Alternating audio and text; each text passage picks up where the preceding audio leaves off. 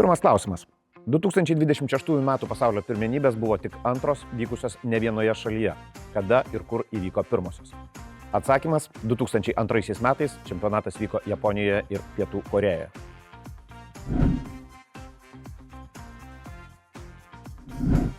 Antras klausimas.